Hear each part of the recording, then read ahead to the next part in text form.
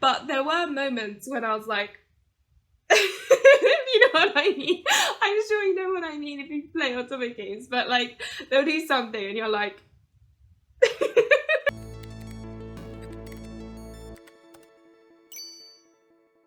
Hello Peach Tubers, it's Lily, and today I'm going to be doing a review video on a game that is planned for release in 2023 called Kimi wa Yukima ni Koinegau, or they gave us an English name so that we can all actually say it, Winter's Wish Spirits of Edo. And yeah, I recently finished this. It's an interesting one, but before I start, note that though I would not consider any of what I include as spoilers, I'm aware that what you consider spoilers and what I consider spoilers may not quite align. So if you're really sensitive and don't even want to know, you know, like the vague plot or like what the characters look like, then I would swiftly move on. But anyway, let me start. So, okay, let me quickly go through the synopsis. So the synopsis is basically there is this girl, main character, who is actually from this kind of clan that can see emotions in the form of string around people's necks, and different colours mean different things. So if it's like pink, it means, you know, they're affectionate towards you. If it's like red, I think it means that you're mad. Like, you know, all the different colours represent different things. And another ability they have is to see the negative emotions of humans in form of like these black web-like strings, and if there are too many of them, they turn into what basically is almost like a monster, basically. So if there are too much negative emotions surrounding that area, eventually it turns into these nasties. I don't know how to explain it. But anyway, unfortunately, when she was growing up, the townspeople kind of discovered this ability of hers, and it kind of creeped them out a little bit, which made them kind of almost dislike her. And so she has been living alone up in the mountains, you know, all on her own. It's quite sad, really. But then one day, a bunch of, so I guess the allies, come along and say, oh, the government wants your help, because that's quite useful to be able to detect when a monster's gonna appear before it does, type of thing. And so she's like, oh, okay, well, I don't really have any other plans anyway. So she goes along and ends up in Edo. Oh yeah, this is all based in like the Edo period, by the way, just so you know. It's historical fiction, but there is no historical accuracy type of thing. It's just based in that time of Edo.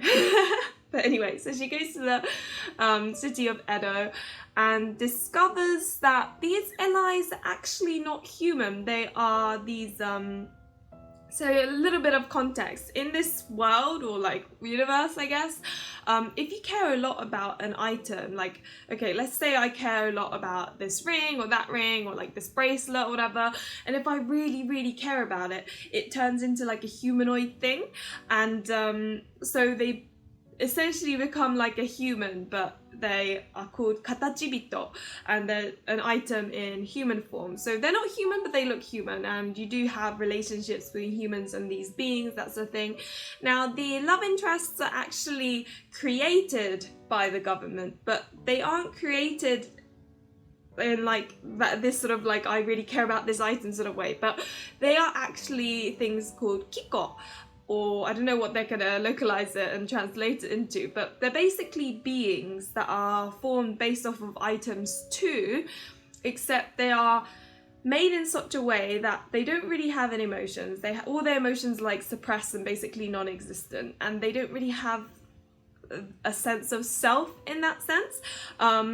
So Suzuno, the main character, cannot actually see their emotions, like they don't have a string around their neck. And the reason for this is because they need to have the ability to do this thing called sosogi. I know all this terminology, I'm glad this being localized, to be honest. But basically, essentially this power that allows these allies, characters, to defeat these horrible monsters. And the reason why, you know, they make sure that their emotions are suppressed and non-existent is because these monsters have a tendency to kind of utilize your negative emotions, and in some cases potentially even take over. Like, you know, you don't really want that happening to a Kiko, because they are in terms of ability, incredibly strong as well, and you really don't want that on the opponent's side, if you know what I mean. But anyway, so these beings take her to the council, what am I about? These beings take her to the government, and, you know, she starts working to kind of make sure that the city is in peace. And that's kind of like the basic synopsis. And then what happens is she gets to know all like these allies. Eventually, I think it's also an exploration of herself, because she doesn't know much about her, you know, mother or family, like, because she's from this clan, you know, she's inherited the ability to see these monsters and like people's emotions, but she doesn't really know much about it because her father didn't really tell her anything. I guess he just kind of wanted to make sure that she can live an ordinary life. I don't know, I can't remember, but so she doesn't know much about that. And obviously, as the events unfold, she starts learning bits and pieces about where she came from, and it is, I thought that was quite a fun part of it. Now, as you can imagine, since the allies have no real, you know, they aren't supposed to have emotions, the love story can get a little bit awkward up until halfway point, because, you know, they don't know what it's like to like someone, right? So, I mean, I'm not going to go into too much detail because I just I want you to discover that all on your own, but it is kind of like an interesting thing to see. And it is, I quite like the main character, actually, because she was so strong in that she had this sense of being good and stuff. And even when she fell for one of the Kikos, she didn't like get all depressed and upset and like whine about it. She just kind of accepted it and went, oh well, it's still a precious emotion and I care about them, whatever, and she just gets on with it. And I thought that's quite a respectful thing, because I really can't, I struggle when a main character keeps on whining. I'm just sort of like, please stop. So I did appreciate that about Suzuno. Now, moving on to the system, this is an automate game, so it's very much what you would expect. So you've got like 50 hours of gameplay approximately. Each love interest probably took about 5 to 7 hours, like 46, you know, like I'd say about, yeah, 5 to 7 hours per route. However, the difference to your standard automate game, I guess, was that instead of just having one common route, there was a short common route, and then it's split into 3 different common routes. So it was 3 different districts, and two of the characters were love interests per district. So you had like a main common route and then a split off common route, and then each individual character route. I think the common route and each of the sort of sub-common routes, shall we say, took about maybe 4 hours. Like, this is me vaguely remembering from my terrible memory, by the way, but it's sort of like that. The character routes are definitely much longer than the common routes, so that's something to note. There is love catch, so you do see when you see like a symbol pop up if you've made a certain choice. However, there were 2 different kinds, and I'm not sure what they mean. So one was a bunch of petals floating up, that's the colour of which is kind of respective for whatever character you're trying to go for. So you definitely want to aim for the answers that make these flower petals go up. There was one more sort of love catch thing where it would be like white blossoms that kind of fall. And I still, to this day, I'm not sure whether that's a good thing or a bad thing, because in one of the routes, when I avoided that, I went down the bad route. But in another route, if I picked those options, I went down the bad route. So I really don't know. I would suggest looking up a walkthrough just in case, if you want to avoid bad endings. Now, as is always the case, there is a skip to next option sort of function, which I am so happy about, because I hate having to skip through all the text, because you have to like kind of wait there, right? Whereas this is the classic thing, and it goes, shall we skip to the next option or up to the point we haven't read? And I'm like, yes, do that. So I was kind of glad about that. Also, there is a kind of character restriction. Basically, you can't play Tomonari until you have played one character from each of the districts. and you can't play Outarou until you have played Tomonari. And yeah, those two are actually sort of the characters that I probably enjoyed the most. So if we're talking like recommendations in terms of like routes, I would suggest leaving Tomonari and Outarou right until the end. Play the other four in whatever order you'd like before. So yeah, I did it in a really weird order because I went in blind and didn't know about these restrictions.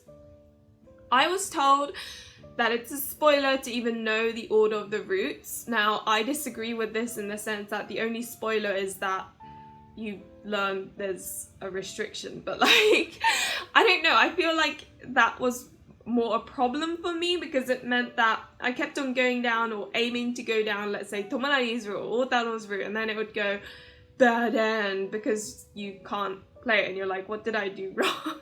And then I had to look it up anyway. So that's why I'm telling you guys in advance to remember that Tomonari and Outarou are locked. So play the other four first. Like, I don't really know what order is best. They all are kind of their own things. So I wouldn't necessarily say a certain order is better than the other. So I'd say, you know, either go for the ones you like more or the ones you least like more. Whatever. Just, I thought I'd tell you because I went down the blind route and went, I don't know why I can't play. Then I had to look it up anyway. And I think that kind of concludes the system, really. Yeah. It's basically similar to all Otome games, essentially. There isn't really much to say. As you'd expect. Right, okay. Then we go to the bit that I really enjoy, which is the character descriptions. So I'll just go in the order which I played the characters. So first I played Kunitaka. This guy is very much like kind of sort of gives off the older guy vibe where you can rely on him, but he's also kind that, you know, I don't know, he just kind of felt very brotherly, but not in like a ew kind of way, but in like a just that he's older than you, he's kind of reliable, and he's kind of comforting, if that makes sense. And but what made me laugh in his route was that certain things would happen where if he were a normal human, then yeah, if he were a normal human, he would be like blushing or whatever, but because he's a Kiko, he's like, huh? Like, he doesn't really, it's quite funny actually. And this isn't only his route, it'll be like most routes where certain things will happen where normally it'd be like, oh, this is awkward or this is embarrassing, but because they're Kiko, these emotionless beings, to them it's like nothing's weird or like it's not a situation that makes your heart beat fast or whatever, while Suzuno, the main character's like, oh my gosh, what is this situation? It is quite amusing. But yeah, Kunitaka is like the older reliable guy, and he was very comforting. I think in real he's kind of the guy that I'd probably end up liking most because of how comforting he was to be around. Right, okay, now the second one I played was Kuga. He is a typical kudere guy. He's so cool, collected, calm, emotionless. I mean, I know they're all technically emotionless, but well, that's one funny thing. So these Kiko, they lack emotion, and yet they have the ability to show emotion, and they all each have the unique personality, and I believe it's because they are still formed out of, you know, like an item, and so like that item and the characteristics kind of end up onto the Kiko, or these beings. And but yeah, Kuga was a very much your classic kudere character. I mean, you know, you couldn't get more kudere than him, and he's just very calm, collected, again really reliable. I guess they all kind of are, but he was especially, like, he was pretty reliable too. He was like sort of, so they have their government job in terms of, you know, protecting civilians from these monsters, but that's kind of a secret from the civilians almost. They have like a front job, and his was a policeman type thing. I can't remember the terminology in Japanese, but because it's like the Edo period terminology. And Kunitaka, what was he? I can't remember what he does now. But I remember noting that he was kind of like a teacher type person during some periods, and yeah, so I think he and I won't go through all their jobs because my brain is really dumb and I've forgotten a lot of them. It doesn't really matter that much, only certain routes it really mattered. But Kunitaka, I remember him teaching children. Kuga the Kudere was like a policeman, so he can wander around the towns without looking too suspicious. And yeah, he was cool. Normally I'm not too, don't get me wrong, I'm not huge on Kuderes personally because I find them a little bit too stiff almost. And I felt the same way with Kuga as well, but there were moments when I was like, you know what I mean? I'm sure you know what I mean if you play Otome games, but like they'll do something and you're like and yeah, there were moments where Kuga, there were those moments too. The third route I played was, what was it? I think it was, oh yeah, Kinji. I think I played Kinji-san. Yeah, because in order to play Tomonari, you need to play one from each district. This made me sad because Kinji-san was actually my kind of the one that I was looking forward to most. I kind of wanted to leave him till last, but I couldn't. He is, I believe, the oldest of all the Kiko. So he's the most experienced and he's a real meanie, and yeah, he was just, oh my god. I love mean characters, so the way he teased the main character, I was like, this is just like, I love it. And I think his route was my favorite because it was based in like the red light district. Again, I won't go into too much detail because I want you to explore it yourself, but I found it the most exciting route in terms of like the location and the setting and the sub characters and stuff. So yeah, but no, he's really mean. He's always teasing Suzuno, and he is an actor that does the female roles, and yeah, he's basically like a celebrity almost. Like all the girls like, oh my gosh, Kinji-san kind of thing. So, and he looks beautiful when he's doing the feminine roles, and he's just a really, and oh, the kimonos that he wears. I mean, the patterns of all the kimonos are beautiful, but I think I particularly liked his kimono, and yeah, he was really teasing, and I love that in an Otome character, so that made me happy. The fourth route I played was Tomonari. So again, I did this in a really weird way because I think it works better if you play 4 of the non-locked routes and then the 2 locked routes, but I then went immediately to Tomonari because, you know, temptation got the best of me. Like, curiosity killed the cat type of thing. But so I went on Tomonari's route, where basically he is quite the jealous type. It's kind of cute, actually. I think looks-wise, he's not my type at all. But personality-wise, I really liked him because of like the moments of jealousy that he showed, even in like the other routes. It's just kind of like, you know what I mean? I just really find it cute when characters in Otome games show like an element of jealousy. There's just something about it, you know. I think it's one of my favorite sort of scenes if they ever happen. And Tomonari has this weird attachment to Suzuno right from the beginning.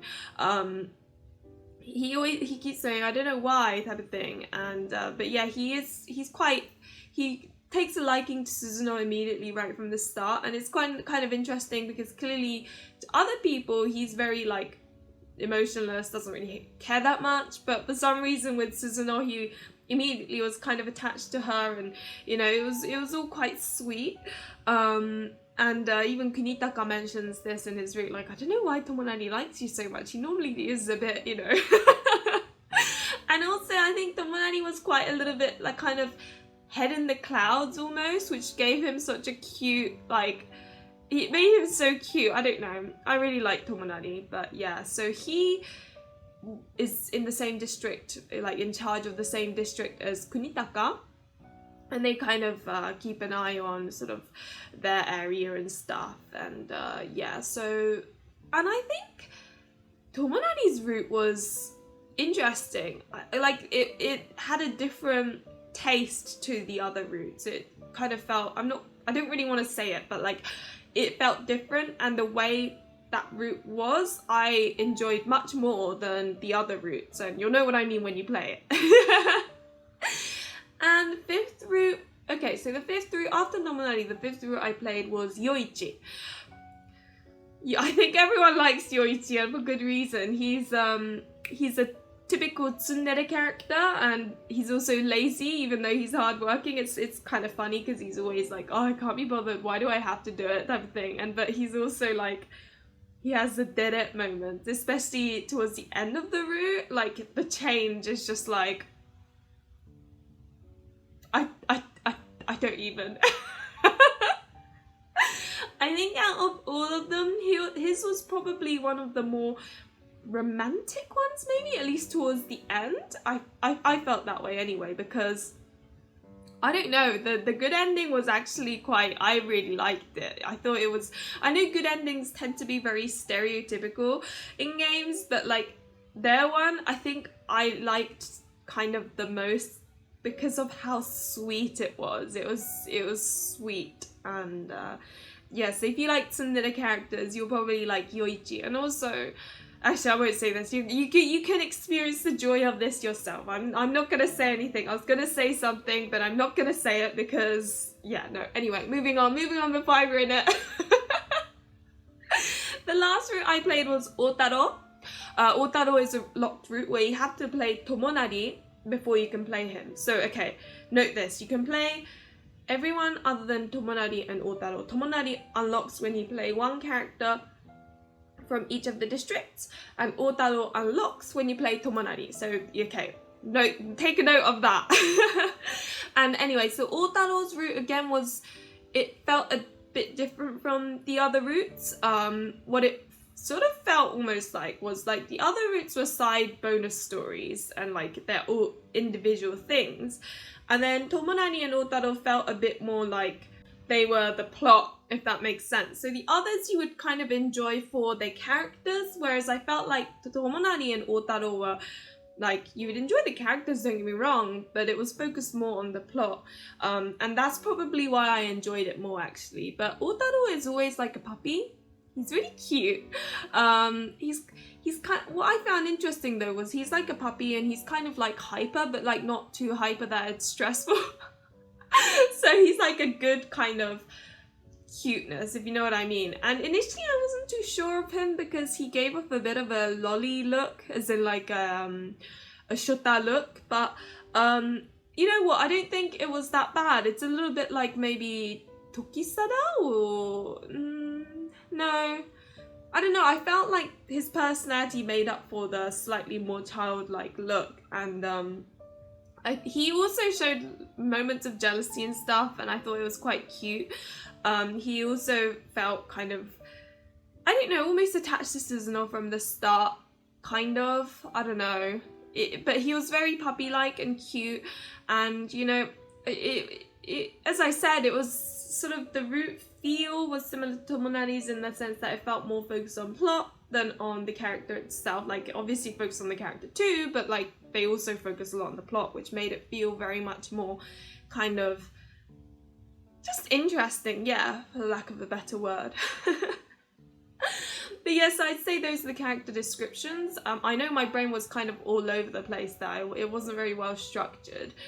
Oh yeah, Yoichi works at a shop, and Outarou works as an advertisement person, you know, where they try and advertise the shop and stuff. So now those are like kind of the front jobs, but they all basically work for the government and fight these monsters. So I guess my general feelings were that it was fun.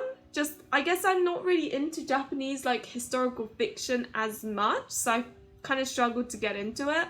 But I think it's great for beginners. Like, if you're new to Otome, this game might be quite a fun one to play if you're looking into like historical fiction, because it has sort of like elements of, it has like bad endings and good endings, but they aren't too extreme that you feel traumatized afterwards, if that makes sense. Like they're dealable type of thing. But anyway, who would I and would I not recommend this game to? I would recommend this game to those who love historical fiction, like not necessarily in terms of facts, but like the aesthetic. So I would consider this a Japanese Eastern aesthetic fairy tale, I guess. I would also recommend it to those who want like a subtle, mild, cutesy, innocent shoujo manga like love, because the things that happen are very classic, if that makes sense. They're kind of predictable, but you kind of also appreciate the cliche, that sort of thing. So if you like that, great. If you don't want bad endings that are too extreme and like full of despair, this may also be good, because it's quite, as I said, the bad endings, some of them are quite, you know, ooh, type of thing, but they're not insane like Bash or like Birushana Senki, or, you know, like Birushana is another game that's coming out in a month or so. No, 2 months. And but the ending isn't too bad. So I forgot to mention there are 3 ending types. You've got the bad ending, which can be like her dying or like something happening to her, you know, just basically the game trying to make you annoyed. You have the happy love ending, which is where they essentially live happily ever after in their different shapes and forms. And then you've got the tragic love ending, which is like the true bad ending, if you know what I mean.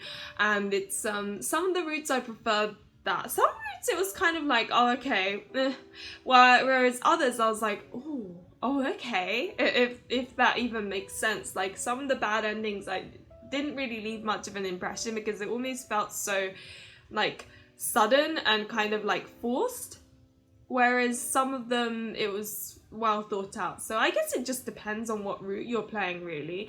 But yeah. So, and okay, continuing on with the recommendation, I'm really sorry, my brain has been so scattered today.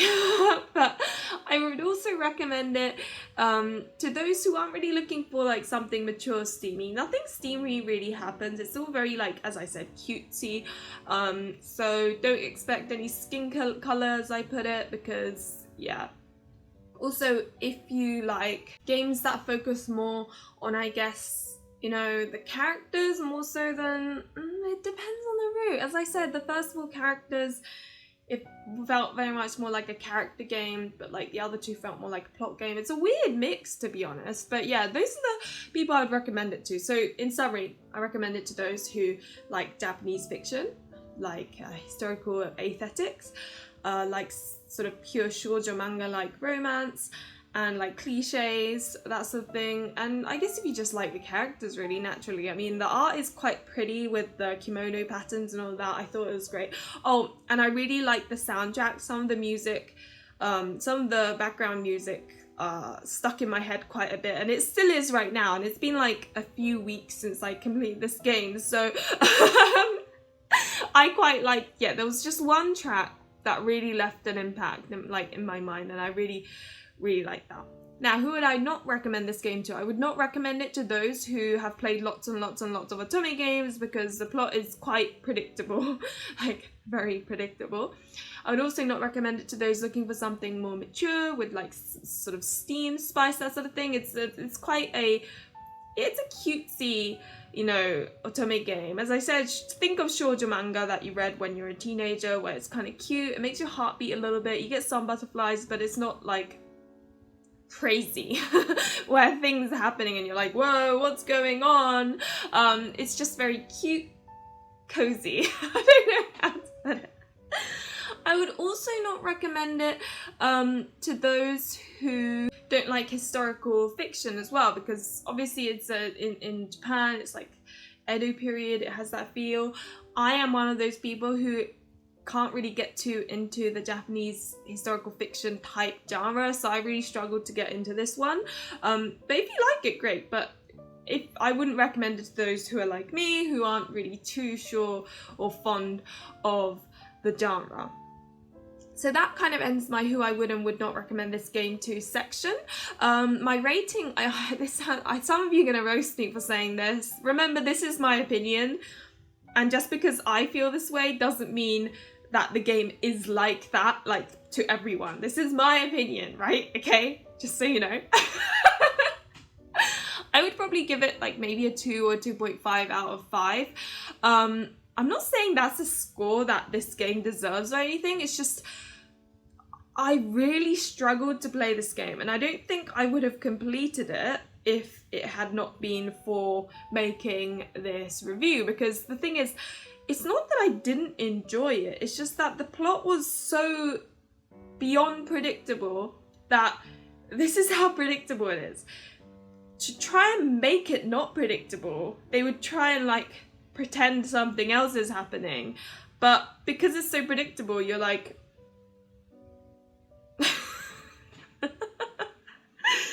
like, well, good, you know, good effort type of thing. But it's so predictable that whenever you think, oh yeah, this is gonna happen, isn't it? It happens, you know? So it really, I struggled to keep my attention there because it was so predictable. None of the characters quite stood out to me. I didn't have like a favorite in this game, and it's not because I like them all, it's more that none of them truly fit what I was looking for in a love interest, so there's that too. I don't know, I just, it's not that it's a bad game. The quality is not bad, it's just, it wasn't the game for me. And I feel like it could be the fact that I have played so many Otome games by this point, that when I see a game where I can basically predict everything that's gonna happen, it's not as exciting as a game where, you know, you got so many twists and turns and things that you don't expect to happen, like that sort of thing. So that could be why. And again, historical fiction isn't really my thing, so it just, yeah, so that's why I'm giving it a 2 or 2.5 out of 5. I mean, maybe I should give it a 3, I don't know. As I said, it's not that the game is bad, it just wasn't for me. And if it wasn't for this review, I probably would not have completed the game because I just could not get into it. It was just, I played it for like maybe an hour, and don't get me wrong, when I'm playing it, I'm enjoying it. It's just, it didn't have that effect of me wanting to constantly go back to it. It was whenever I went back to playing it, it would be because, oh yeah, I need to make that review, so then I'm playing it. And I mean, it's kind of the chicken or the egg situation. Did I feel that way because I felt like I need to make a review? Or did I feel that way, you know, I don't know, like, it's hard to say, but I'm just saying, for me, it wasn't like a top tier game in the sense of enjoyment, but, you know, who knows, you might like it. I don't want to prevent you from buying it just because I didn't like it. If you feel like you fit into the category for those who I recommend this game to, then yeah, I'd say, you know, give it a go. But if you are like me, you've played loads of Otome games, like unlocalized, localized, both included, and you're not into historical fiction, I may give this game a pass because you may kind of, it might take you a while to finish, if that makes sense. I'm trying to think of who I liked most as a character. I did kind of like Yoichi, maybe. I like Kinji as well, but I just felt like they didn't add like that extra layer to the characters. They all didn't feel as three-dimensional as I would have liked them to. But I mean, as I said, it's not a bad game. It's just, perhaps it wasn't for me.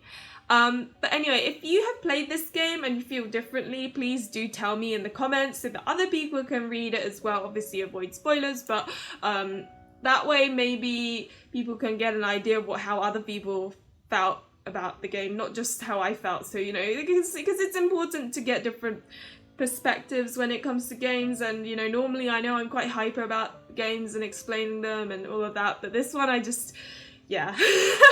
Anyway, enough of me rambling. As always, thank you very much for watching. Remember to like and subscribe if you enjoyed the content, and hopefully I'll see you in another one of my videos. Bye!